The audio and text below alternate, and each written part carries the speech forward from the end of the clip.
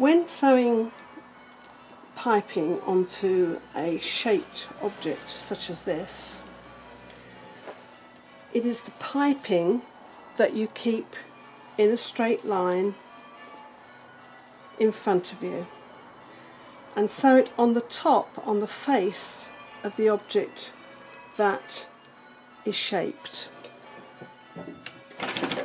This particular piece needs a section of piping sewn to this point here before I start sewing it to my shaped object.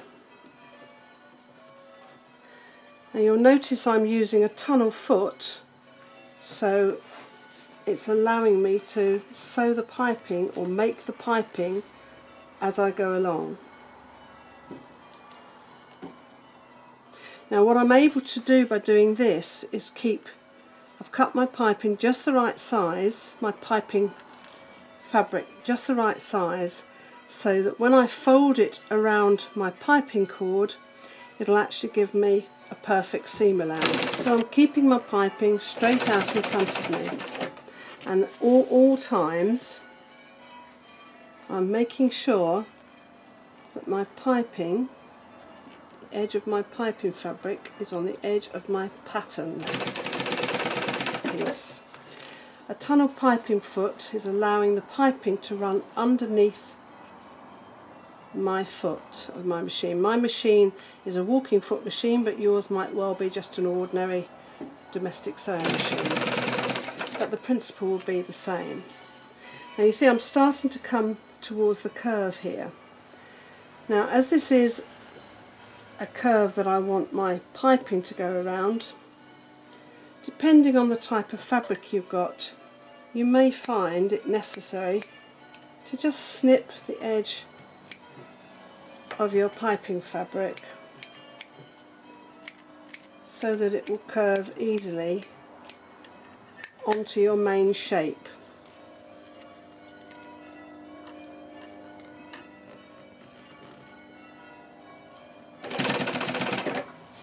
I'm keeping this in front of me all the time. It's my piece of fabric here that I'm turning into my piping. Keeping this in front of me, turning my shape. Curve is continuing on my master pattern, and it's continuing as an outward curve. I'm still putting little snips in my piping to make sure, and as you see, it will turn it automatically because it's following. My foot is following the piping, my machine foot is following the piping.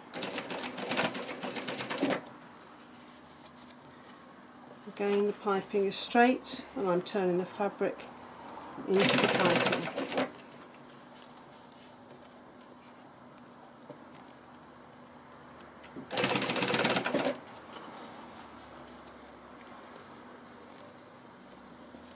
I just need a couple more snips to get that round that last bend.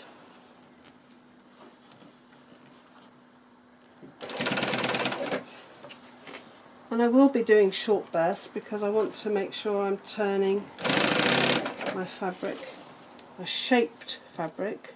It could be the bottom of a cushion, a T-shape or an L-shaped cushion, or a cushion just with a curve in it, a box cushion. And the box cushion would be the top or the bottom probably, but it would be the shaped section. Now I'm on the straight, and you can see I'm following the straight line